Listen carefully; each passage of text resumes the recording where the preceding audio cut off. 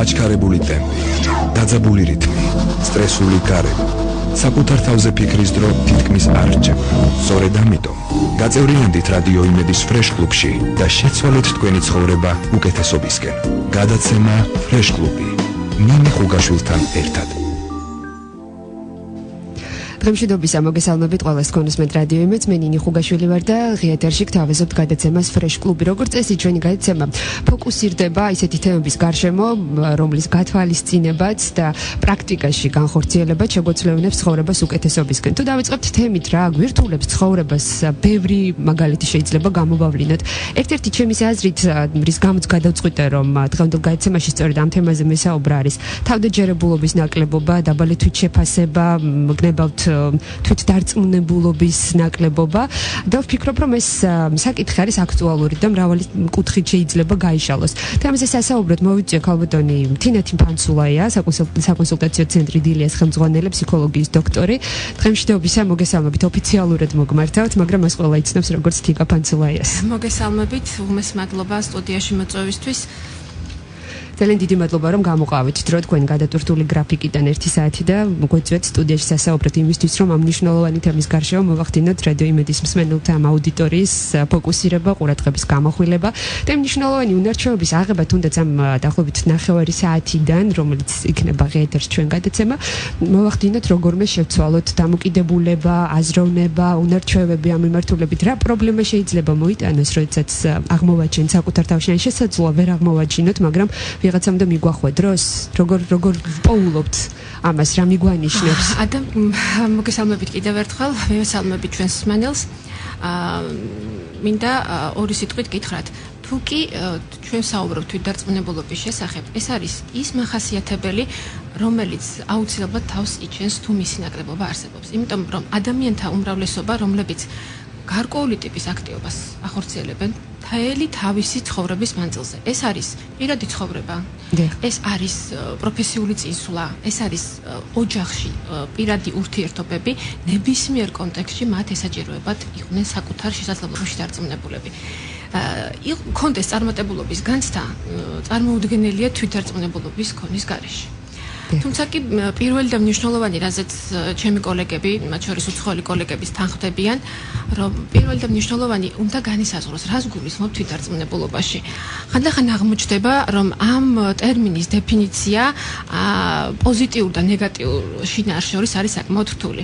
ადამიანების უმრავლესობა მას თვითდარწმუნებულობას ანიჭებენ, ასე ვთქვათ, უფრო მეტად სიამაყის ამპარტავნების დონემდე აყვანილ შინაარს. არც თუ კარგი გაგებით არ თუ კარგი გაგებით. ამდენად მნიშვნელოვანია პირველ რიგში გავაცნობიეროთ ის, რომ თვითდარწმუნებულობა, საკუთარ თავში დაჯერებულობა ეს არის პოზიტიური შინაარსის რამ, რომელიც წარმატებულობის განცდას გვაძლევს. გვაძლევს შესაძლებლობას, რომ ვიაროთ წინ ისე, რომ ეს კონდეს განცდაში. სავალდებულო არ არის, რომ რაღაცა გაკეთებული გქონდეს, რაღაცა გავაკეთოთ. მთავარია, რომ გქონდეს განცდაში, რომ ჩვენ ამას შევძლებთ. მთავარი და მნიშვნელოვანი თვითდარწმუნებულობის დეფინიციის დროს სწორედ არის ეს, ჩვენ გქონდეს განცდაში, რომ ჩვენ ამას სწორედ ვაკეთებთ და ამის გაკეთება შეგვიძლია. თიკა, როგორ უნდა მივახციოთ ამას? მე ვიცი, რომ თქვენ ამ მიმართულებით ტრენინგებსაც უძღვებით, არის საზოგადოების დაინტერესება, იმიტომ რომ აღმოჩნდა, რომ ეს არის პრობლემა 21 საუკუნის აჩქარებული რიტმის, ემოციური დაძაბულობის ფონზე, საკუთარ თავზე ფიქრის დრო ხშირად არ გრჩება ხოლმე. არა და ეს არის საკითხი, რომელსაც უნდა ვაქცევდეთ უდიდეს ყურადღებას, იმიტომ რომ ამის გარეშე უბრალოდ პიროვნების განვითარება არის წარმოუდგენელი, ასეა. რას ასწავლეთ ტრენინგზე, რაზე აკეთებთ ძირითად აქცენტებს, როგორ უნდა ამოვიდეთ ამ ყველაფრიდან? როგორ უნდა გავშალოთ ფრთები? გეთანხმებით ეს ნამდვილად აქტუალური თემა არის. პირველი რითაც ვიწყებთ ხოლმე ამ თემის გარშემო მუშაობას, მე ვერ ვიტყოდი რომ სწავლებას, ალბათ უფრო მეტად მუშაობას და мотиваციის გასდას იმისთვის, რომ ამ მიმართულებით ჩვენმა კლიენტმა იმუშაოს. პირველი და მნიშვნელოვანი რაც ხდება, ეს არის შეფასება. თუ კი ჩვენ გავითვალისწინებთ ერთი გარკვეული ტიპის შეხედულების მიხედვით, თუ რა კომპონენტებისგან შეიძლება შედგებოდეს თვითდარწმუნებულობა, ეს არის 4 ძირითადი ნიშანი. ეს არის ემოციური ბალანსი, ეს არის უნარჩვევები, რომელიც თითოეულ ჩვენგანს გააჩნია კონკრეტული საქმის კეთებისთვის, ეს არის აზროვნების ტიპი, სტილი. რამდენად შეგვიძლია ჩვენ ვიაზროვნოთ პოზიტიურად თუ ნეგატიურად. როგორი ტიპის მოლოდინი გვაქვს და ყველაზე მნიშვნელოვანი, როგორი დამოკიდებულება გვაქვს ჩვენ განუსაზღვრელი სიტუაციის მიმართ. ანუ როგორ გრძნობთ თავს სტრესულ სიტუაციაში. ანუ შეგვიძლია თუ არა ჩვენი ემოციების მართვა. ხანდახან აღმოჩნდება ხოლმე, რომ რაღაც რომელიც არ გაგვიკეთებია, ჩვენში წევს ფოთვას. მაგრამ რეალურად ჩვენ ამის კეთების შესაძლებლობა გვაქვს. უმეტეს შემთხვევაში, როდესაც ადამიანების უმრავლესობა, რომლებიც არიან ჩვეულებრივ რუტინულ ცხოვრებაში ჩართული, უმეტეს შემთხვევაში მათთან პრობლემა აღმოჩნდება ხოლმე, ეს არის ემოციურ დონეზე პრობლემა, ანუ ემოციების ბალანსი. უნარჩვევების არსებობა ასე თუ ისე სახეზე არის საკმარისი განათლება, აქვთ პროფესიული წინსვლის მოთხოვნილება, მაგრამ სტრესულ სიტუაციაში ადამიანები ვერ ახერხებენ ემოციური ბალანსის შევარჩუნებას. აი სწორედ ამ კუთხით, ამ კონტექსტზე მუშაობა ხდება ისეთი რელაქსაციური ტექნიკების საშუალებით, რომელიც დასწავლაც ხდის სტრესულ სიტუაციაში შეინარჩუნოს ადამიანმა სიმშვიდე და სიმშვიდის შენარჩუნება უკვე არის გარანტია იმისა, რომ ადამიანი გადადგამს სწორ, ადეკვატურ სიტუაციისთვის შესაფარის ნაბიჯს. თავდაჯერების ნაკლებობამ გარდა ვთქვათ წინსვლის სამსახურში შესაძლებელია უბრალოდ უცხო გარემოსთან ადაპტირებაში შეგუშალოს ხელი, რაღაცა ჩავკეტოს, შეგვიქმნეს პრობლემები, უფრო მეტად ასე ვთქვათ დაგვგრუზოს, როგორც იტყვიან ხოლმე ხშირად. ამის გამოსწორება შესაძლებელია ხოლმე. ის რა ნიშან-თვისებების თქვენ ჩამოთვალეთ, ყველაფერი აბსოლუტურად არის ემოციური კომპონენტების მატარებელი. შიში ფიქრი იმაზე თუ რა სიტყვიან სხვები ჩემზე, რა დამოკიდებულება შეიძლება კონდეს მას, ყველაფერი ჯამში აისახება როგორც ემოციური კომპონენტი. თუ კი ჩვენ შეგვიძლია სიტუაციის ნებისმიერ სიტუაციაში შევძლებთ ემოციების მართვას, არ აქვს მნიშვნელობა, ეს არის უცხო გარემო, პროფესიული გარემო. თავარია შევძლოთ ემოციის მართვა. ემოციის მართვა ყველაზე უფრო მეტად ადეკვატური თერაპიის საშუალება, მაინც არის რელაქსაციის საშუალება. თუ კი მოვახერხებთ იმას და ეს არის უდაოდ დასწავლადი, მე საკუთარ თავზე გამომიცდია, ძალიან მნიშვნელოვანია ალბათ, როცა საკუთარ თავზე გამოგიცდია რაღაც იმის გაზიარება. არასოდეს მქონდა განცდაში, რომ შევძლებდი მანქანის ტარებას, იმიტომ რომ ეს იყო ჩემთვის წარმოუდგენელი რამ და ამ განცდას ჩემს გარშემო მყოფებიც ათმაგებდნენ. მათ ყოველთვის წარმოედგინათ, რომ მე ჩემი ემოციური ფოთვის სიფრთხილის ძალიან მაღალი დონის გამო ვერაზრო შევძლებდი თავისუფლად საკუთარ თავში დარწმუნებულად მემართა მანქანა. გარშემო მყოფებსაც შეუძლიათ საკუთარი ძალა გადმოგცენ და პირიქით უფრო მეტად ჩაკეტონ. რა თქმა უნდა, როდესაც ადამიანის თვითდარწმუნებულობა, საკუთარ თავში დაჯერებულობა არ არის ასე ვთქვათ, სიმტკიცის მატარებელი, მნიშვნელოვან გავლენის მოხდენა შეუძლია გარე გამღიზიანებელს, ანუ ადამიანების იმ ჯგუფს, რომელთა აზრი ჩვენთვის მნიშვნელოვანია. თქვენ როგორ გადავახეთ ეს ბარიერი? მე გადავლახე კონკრეტული ტრენინგის გავლით.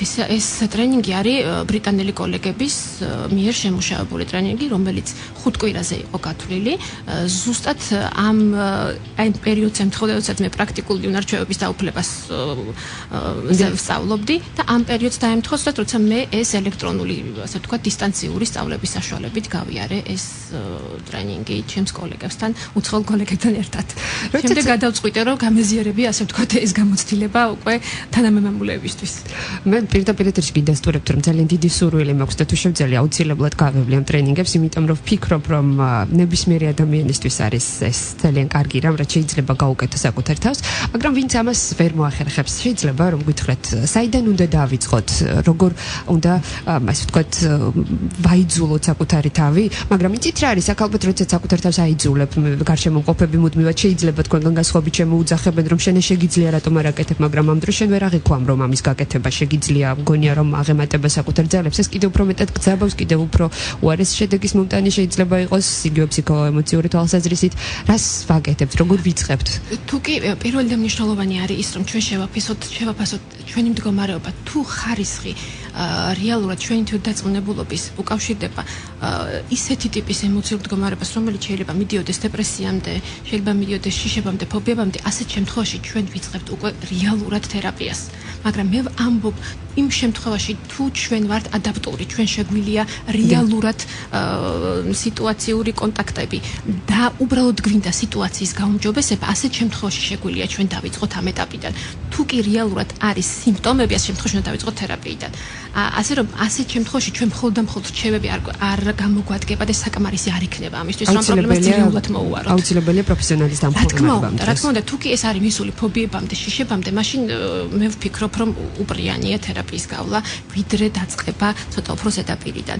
თუ კი ჩვენ გვინდა უკვე არსებულის გაუმჯობესება, ჩვენ შეგვიძლია გარკვეული ტიპის რჩევები მოვისმინოთ, გარკვეული ტიპის კონსულტაციები მივიღოთ, რომელსაც, ასე ვთქვათ, თქვენს ეთერშიც არ დაგზარდებოდით და გეტყოდით. სიამოვნებით გისმენთ. პირველი და მნიშვნელოვანი არის ის, რომ თავი უნდა ავარიდოთ სხვების შედარებას. როდესაც ეს იღებს საფუძველს, ასე მგონია, ბაღის თუ სკოლის ასაკიდან. პირველი და მნიშვნელოვანი ზუსტად ტრენინგზე, რასაც ჩვენ ვეხებით ხოლმე, არის ის, რომ ჩვენ გვაქვს გამოცდილება, რომელიც უკავშირდება წარსულს. წარსული ნეგატიური გამოცდილება ყოველთვის თავს იჩენს ხოლმე ჩვენს ცხოვრებაში. უმეტეს შემთხვევაში ეს უკავშირდება დაგეთანხმებით, ეს არის ბავშვობის პერიოდი. ამდენად ძალიან მნიშვნელოვანია ჩვენ შულებთან ურთიერთობის დროს რამდენად ფრთხილი ვიქნებით შეფასებისას. აუცილებელია წარმატება იყოს წახალისებული და არ იყოს დასჯილი წარუმატებლობა. შანსი არ უნდა დაკარგოს ბავშვმა იმისა, რომ მას სამომავლოდ წარმატების განცდა ხელახლა გქონდეს. რა უნდა ვუთხრათ თუ ვხედავთ, რომ რაღაცა კონკრეტულ შედეგს ვერ მიაღწია? ასეთ შემთხვევაში ჩვენ უნდა დავეხმაროთ მას დაგეგმოს ისე, რომ მიაღწიოს შედეგს და არა მიმართოთ რაიმე ტიპის დამსჯელ ღონისძიებას.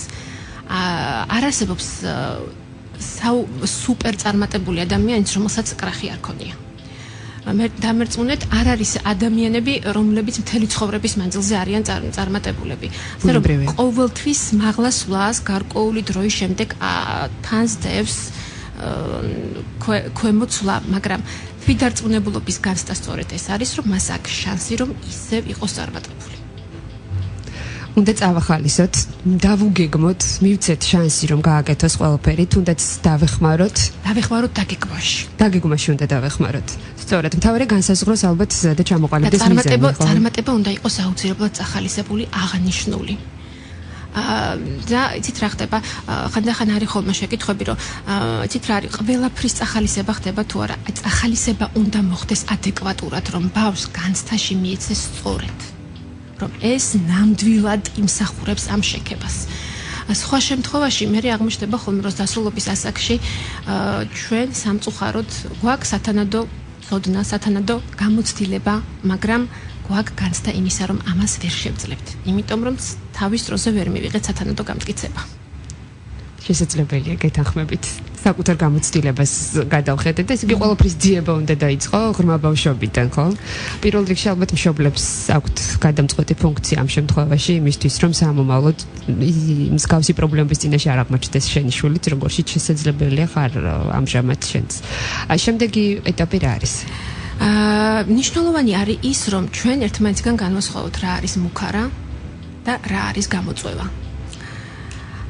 გულისხმობ შემდეგს, რომ სტრესული სიტუაცია ყოველთვის არ ნიშნავს მხოლოდ და მხოლოდ ნეგატიური შინაარსის მატარებას. თუ ჩვენ მას აღვქვათ როგორც გამოწვევად და დავინახავთ შიგნით ჩვენთვის პოზიტიურს, აუცილებლად გვეძლება ძალა იმისთვის, რომ ეს გადავლახოთ და ახალ ეტაპზე გადავიდეთ. ამდენად ძალიან მნიშვნელოვანია შევაფასოთ სიტუაცია ისე, რომ მას გამოწვევის სტატუსი ჰქონდეს. თუ კი ჩვენ აღვქვათ მას როგორც მუქარაც, მუქარა არის ჩვენთვის კედელი. კედელი გვაძლევს უკან დახევის საშუალებას. გამოწვევა იძლევა ძალას, როცა არის საშუალება წინსვლის. ეს ყველაფერი დამოკიდებულია იმაზე, როგორ აღიქვა მოვლენებს, ხო? რა თქმა უნდა, ასეთად ამაზე დამოკიდებული ჩვენი ემოციური დამოკიდებულება როგორ იქნება ამ კონკრეტული სიტუაციის მიმართ. თუ კი ჩვენ გავჩერდებით, დავაკვირდებით სიტუაციას, აუცილებლად ვნახავთ, რომ სიტუაციიდან ჩვენთვის სასარგებლო რაიმის აღება აუცილებლად შესაძლებელია. ნებისმიერი სიტუაციიდან, ამიტომ არ დაფრთხეთ, გამეორდები.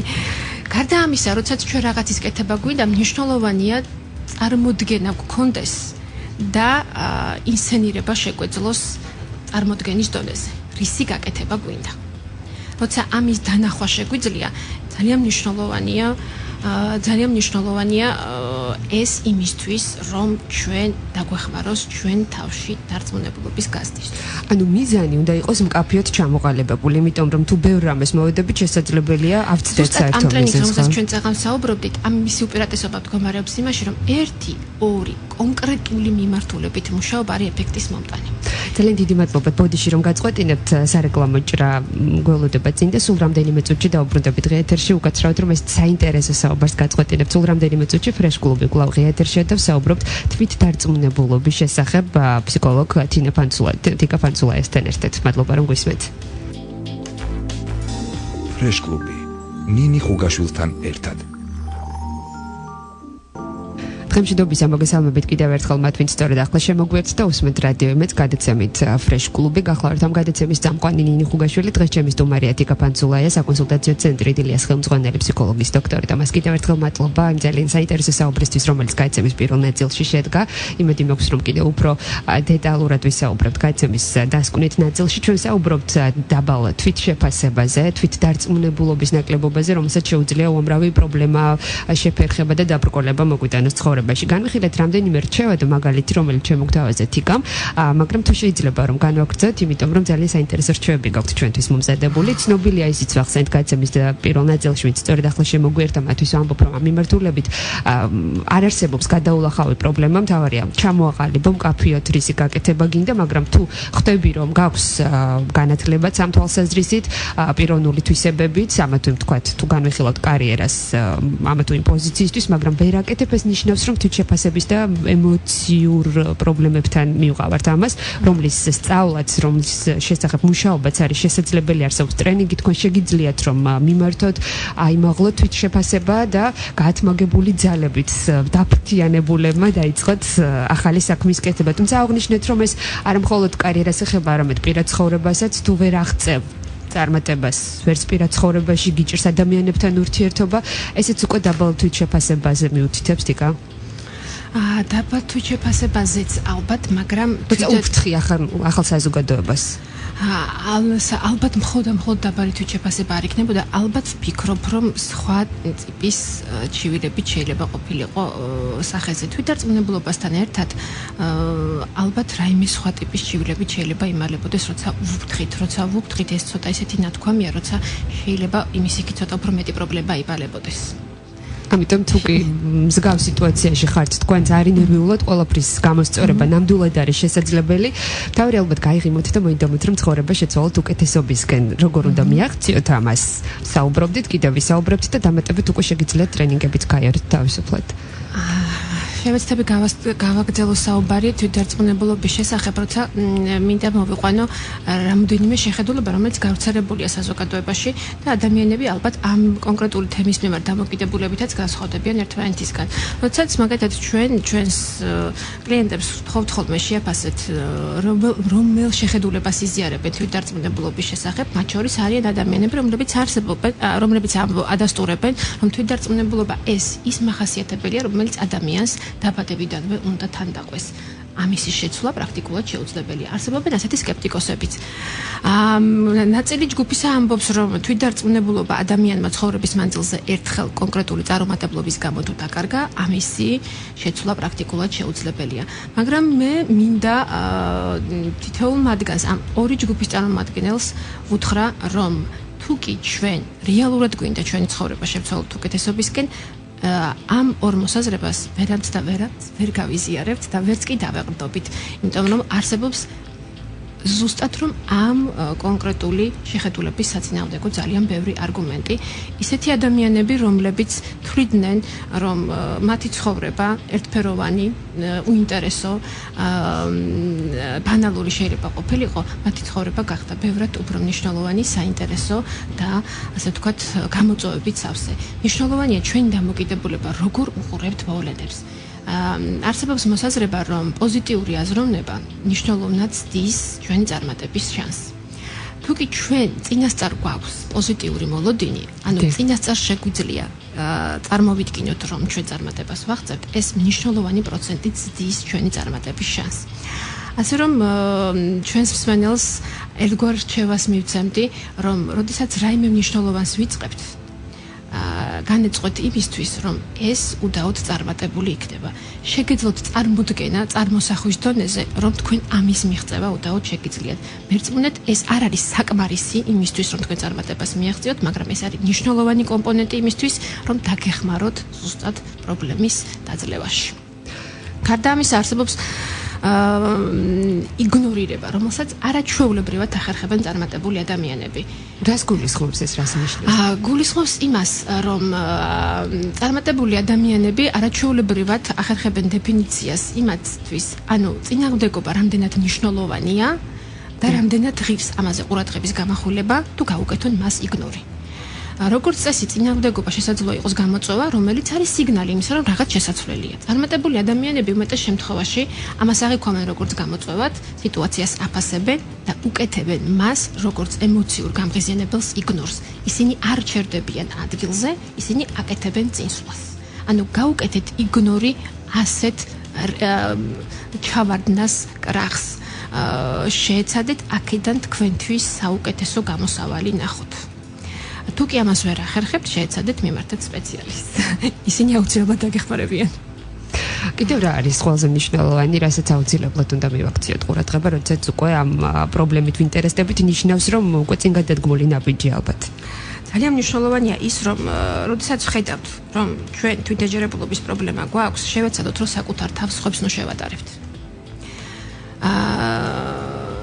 როგორ უნდა გავაკეთოთ ესეთ რამ? რაღაც ამბობენ ხშირად, რომ აი წარმატებული ადამიანის ისტორიას თუ წაიკითხავ, თუ მას მიბაძავ, შეცდები გახდე მისნაირი, მასავე დაიწყებ ფიქრს, ქმედებებს.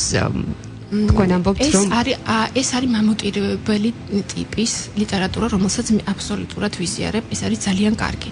მაგრამ მე ვამბობ ამ შემთხვევაში და ვგულისხმობ ნურასოდეს შევადარებს ხვებს თავს, რეალურად გულისხმობ იმას, რომ ვიღაცა მიაღწია წარმატებას და მსგავსი რამ მე ვერ შევძელი. ეს უფრო მეტად თრგუნავს ადამიანს ამ შემთხვევაში. რა თქმა უნდა, თრგუნავს. ჩვენ გვაქვს ჩვენი შესაძლებლობების, ჩვენი უნარების გარკვეული სპექტრი, რომლის გამოყენებასაც და წარმატების მიღწევასაც ჩვენი შესაძლებლობიდან გამომდინარე ვახერხებთ. სულაც არ არის სავალდებულო ეს იყოს იდენტური და ისეთივე, როგორიც არის ჩვენი მეგობრის, თანამშრომლის თუ კოლეგის. ამდენად არის მნიშვნელოვანი ის, რომ ჩვენ გქონდეს ჩვენი შეფასების სისტემა და არ ვადარებდეთ საკუთარ თავს სხვებს. რა თქმა უნდა, მამოტივირებელი ლიტერატურის კითხვა, რეალურად იდეალის ყოლა აუცილებლად პირიქით წინსვლისთვის და გეთანხმებით ძალიან მნიშვნელოვანია. ძალიან საინტერესოდ საუბრობთ ამ თემაზე. თუ გამოიჩენთ ნებისმიერ შემთხვევაში სიმამაცეს და აჯობებს საკუთარ თავს, ფიქრობ, რომ ძალიან კარგი შედეგის მომტანი იქნება, მაგრამ როგორ უნდა აჯობოს საკუთარ თავს? ეს არის პირველი და მნიშვნელოვანი შევძლოთ შესაფერ სიტუაციაში, უფრო სწორედ სტრესულ სიტუაციაში ემოციის მართვა. ემოციის მართვა არის შესაძლებელი არის ამ შემთხვევაში მე არ ვსაუბრობ რჩევაზე, მე ვსაუბრობ წმინდა თერაპიაზე. ჩვენ შეგვიძლია რელაქსაციური სავარჯიშოების, რელაქსაციური ტექნიკების საშუალებით ადამიანმა დაისწავლოს სიტუაციის, კონკრეტულ სიტუაციაში სიმშვიდის შენარჩუნება და ამ სიმშვიდის გახანგრძლივება. ეს ნამდვილად დასწავლადია შესაძლებელია. როგორ ვახერხებთ ამას? ეს არის რელაქსაციური სავარჯიშო, თუ თქვენ სრული გექნებათ, ამას დეტალურად მოყვები, ხო? რელაქსაციური სავარჯიშო გულისხმობს მოდუნებულ, მოშებულ მდგომარეობაში კონცენტრირებას სხეულზე ან სუნთქვაზე, რომელიც გარემო გამღიზიანებლიდან, ასე ვთქვათ, გამორთვას, შედარებით ყურადღების კონცენტრაციის საკუთარ თავზე გადატანას, შემდეგ ხდება წარმოდგენა ჩვენთვის სასურველი სიტუაციის გარემოსი, ანუ იმ გარემოსი, რომელიც ყველაზე უფრო მეტად კომფორტულია ჩვენთვის. ანუ ყველაზე კომფორტულ სიტუაციაში ადამიანები თავს გრძნობენ. ეს ხომ არ გავს რეალობიდან გაქცევას შემთხვევაში? არა, ეს არის სავარჯიშო. ეს არის სავარჯიშო, რომელიც გაძლევს საშუალებას, რომ საჭირო დროს, საჭირო ადგილას იგივე ტიპით მოახერხო სიმშვიდის შენარჩუნება, როგორც ეს შეიძლება შენ გქონდეს კომფორტულ შენთვის მისაღებ სიტუაციაში. ნებისმიერი ადამიანი ახერხებს სიმშვიდის შენარჩუნებას კომფორტულ სიტუაციაში. თუ კი ჩვენ მოვახერხებთ, რომ დისკომფორტის სიტუაციაშიც იგივე გავაკეთოთ, მაშინ პრობლემას ვერ ხედავთ. მხოლოდ ამაზე არის საუბარი აქ, რომ ჩვენ იგივე მდგომარეობის შენარჩუნება მოვახერხოთ იმ გარემოში, სადაც ჩვენთვის დისკომფორტი შეიძლება იყოს. თი გაიცი რა მაინტერესებს გაიცემის პირველ ნაწილში ახსენეთ ციფრი 5, რომელიც ტრენინგის ხანგრძლივობას აღნიშნავდა, ხო? სწორად მახსოვს. ანუ 5 შეხვედრა, 5 შეხვედრა. რა ისწავლება ვთქვათ, როგორი ტაქტიკით აცნობთ მსმენელებს ამ ყველაფერს იქვე ხდება, ხედავთ თქვენ თავადვე შედეგს თუ შემდეგ უკვე უწევთ მათ საკუთარ თავზე მუშაობა. როგორ უნდა დავახციოთ თავი ამ ყველაფერს უკვე ვთქვათ პროფესიონალის დახმარებით გავიგეთ ვთქვათ იმ შემთხვევაში თუ კი ვერ გავდივართ ასეთი ტიპის ტრენინგებს რა უნდა გავაკეთოთ სახლში როგორ უნდა ვიყოთ საკუთარ თავთან ვთქვათ თუნდაც როდესაც გამარტოვდები რა უნდა გააკეთო იმისთვის რომ გაძლიერდე მაგრამ როდესაც უკვე პროფესიონალის დახმარება საჭიროებს როგორი ტიპის სამუშაოები მიმდინარეობს ამ დროს პირველი და მნიშვნელოვანი პირველ ეტაპზე რასაც ვაკეთებ დამოკიდებულებას ვარკვევთ რა არის ჩვენთვის თვითდარწმუნებულობა რას ნიშნავს ამაში რა შინაარსითებს სამწუხაროდ წაღანაც აღნიშნა რომ ადამიანების გარკვეული ტიპი თვლის რომ ეს არის ნეგატიური შინაარსის თუ ჩვენ მას ნეგატიურ შინაარსს ვდებთ წარმოუდგენელია მის შეცვლაზე ვისაუბროთ იმიტომ რომ ადამიანების უმრავლესობა აბსოლუტური უმრავლესობა თვლის რომ საკუთარი თავისთვის იმეტებს მხოლოდ პოზიტიურს ამიტომ პირველი და მნიშვნელოვანი თანხმდებით იმაზე რომ რა შინაარსს ვდებთ თითოეული ჩვენგანი ვიყოთ თვითდარწმუნებული რას ნიშნავს ეს ჩვენთვის შემდეგ ხდება შეფასება 4 კრიტერიუმის მიხედვით ამ 4 კრიტერიუმი რომელიც ქმნის რეალურად თვითონ თვითდარწმუნებულობას, ანუ პირველი, რა დამოკიდებულება გვაქვს გაურკვეველ სიტუაციებისადმი, ანუ სტრესული სიტუაციებისადმი, როგორია ჩვენი ემოციური ბალანსი, გვაქვს თუ არა სიტუაციისათვის შესაძერისი უნარჩვევები და როგორი ტიპის აზროვნება გვაქვს. ნეგატიური ტიპის არის ჩვენი აზროვნება, თუ არის პოზიტიური ტიპის აზროვნება. ასეთ შემთხვევაში, უმეტეს შემთხვევაში, პრაქტიკა აჩვენა, რომ უმეტეს შემთხვევაში მაინც სახეზე არის ემოციური ბალანსის პრობლემა. მოდის შემდეგი ეტაპი ჩვენ ვიწყებთ რელაქსაციურ სავარჯიშოებს ვიწყებთ და ერთ-ერთ ტექნიკას ასევე წარმოადგენს ეს არის მოდელირების ტექნიკა ყველა ადამიანს ყავს გარშემო წარმატებული ადამიანი ამ წარმატებული ადამიანის შერჩევა თვითონ მუშაობის პროცესში უნდა მოხდეს პოზიტიური ნიშნით იმიტომ რომ საკმაოდ პრაქტიკამაც აჩვენა რომ ხანდახან თვითდარწმუნებული ადამიანები ჩვენს გარშემო რომელსაც თვითდარწმუნებულები არიან გარკვეული ტიპის გაღიზიანებას იწვევენ ჩვენში ასეთი ტიპის ადამიანი ჩვენ ტრენინგის დროს არ გამოგვადგება ხოლმე რამდენიც შემდეგ ყოველთვის ჩდება რაღაც ნეგატიური დამოკიდებულება რომელიც მუშაობის დროს ხელს გვიშლის. ამიტომ ძალიან მნიშვნელოვანია შევარჩიოთ სწორედ ის ადამიანი რომელიცაც ერთგვარ იდეალად შეგვიძლია წარმოვიდგინოთ გარკვეულწილად მუშაობისას და ეს არის გარკვეული ეტაპი რომელსაც მოიცავს ეს ტრენინგი. და რას ვიღებთ შედეგად ამ ტრენინგის გამო? შედეგად ვიღებთ იმას, რომ ჩვენ შეგვიძლია სტრესულ სიტუაციაში შევინარჩუნოთ სიმშვიდე და შესაბამისად მივიღოთ სწორი გადაწყვეტილება. ეს 5 დღიანი შეხვედრა გვაძლევს საშუალებას, რომ ჩვენ გამოცდილებაში ვქონდეს ერთ კონკრეტულ სიტუაციაში ამის გაკეთება და ეს ტრენინგი აუცილებლად შეძლებს ამას. რაც შეეხება რამდენად მოვახერხებთ ჩვენი ცხოვრების ყველა სფეროზე ამის გადატანას, ეს არის მუშაობის, საკუთარ თავზე მუშაობის ასე ვთქვათ შედეგი. გაიცემა უკვე პრაქტიკულად უახლოვდება და სესხლს ამიტომ ძალიან მინდა გთხოვოთ რომ რამდენიმე მნიშვნელოვანი რჩევა კიდევ ერთხელ გამოიმეტეთ და გავაკეთოთ რეზიუმე დღევანდელი ჩვენი საუბრის. თვითდარწმუნებული რომ იყო ძალიან მნიშვნელოვანია ის რომ ვიცოდეთ რა გვინდა. ანუ რას მოაქვს თვითდარწმუნებულობა ხო? ამაზე ვსაუბრობთ ჩვენ. რას მოაქვს თვითდარწმუნებულობა? თვითდარწმუნებულობა მოაქვს იმას რომ ჩვენ შეგვიძლია გქონდეს თუ ჩვენ გვაქვს განცდაში რომ რაღაცა კონკრეტულის გაკეთება რომელიც გამოცდილებაში არ გქონია ამას შევძლებთ ეს არის ის რომ ჩვენ შეგვიძლია ანუ ჩვენ ვართ საკუთარ თავში დარწმუნებული ადამიანები სულაც არ არის საჭირო რომ ჩვენ გქონდეს გამოცდილებაში რაღაცის კეთება ყოველი ახალი გამოწვევა ყოველთვის სიახლესთან არის დაკავშირებული ამდენად ძალიან მნიშვნელოვანია გქონდეს განცდაში რომ ჩვენ ამას შევძლებთ ამისთვის არის ძალიან მნიშვნელოვანი როგორც დაიწყეთ თქვა რეზუმის გაკეთება კონკრეტული მიზნების ჩამოყალიბება ხო კონკრეტული მიზნების ჩამოყალიბება როცა ჩვენ ნათლად ვხედავთ რა გვინდა იქითკენ სულა არის ძალიან მარტივი გაცილებით მარტივი ვიდრე როდესაც ვართ ემოციის ზეგავლენის ქვეშ და ყველაფერი მაშინ ბურუსით მოცულია. უღრმესი მადლობა, ძალიან დიდი მადლობა, რომ იყავით დღეს ჩემი გადაცემის სტუმარი, თიკა ფანცულაია საკონსულტაციო ცენტრი დილიას ხელმძღვანელი ფსიქოლოგიის დოქტორი. ძალიან დიდი მადლობა, რომ გამოყავით დრო, ეწვეთ Fresh Club-ს. ჩვენ გადაცემის ჩანწერის მოსმენა შეძლებთ Facebook-ის ჩვენს გვერდზე Fresh Club რადიო იმედი. შეგიძლიათ მოგწეროთ თქვენი რჩევები, რეკომენდაციები, თემები, რომლისთაც გსურთ, რომ ვისაუბროთ გადაცემაში. გახდით ნინი ხუგაშვილი და საუკეთესო სურვილებით მომავალ საეთერო შეხვედრამდე გემშვიდობებით. მადლობთ მოწვევისთვის. ძალიან დიდი მადლობა კიდევ ერთხელ და ამ ძალიან საინტერესო საუბრისთვის. მადლობთ, ნახვამდის. აჩქარებული ტემპი, დაძაბული რითმი, სტრესული გარემო, საკუთარ თავზე ფიქრის დრო თითქმის არ რჩება. სწორედ ამიტომ გაწევრიანდით რადიო იმედის Fresh Club-ში და შეცვალეთ თქვენი ცხოვრება უკეთესობისკენ. გადაცემა Fresh Club-ი, ნინი ხუგაშვილთან ერთად.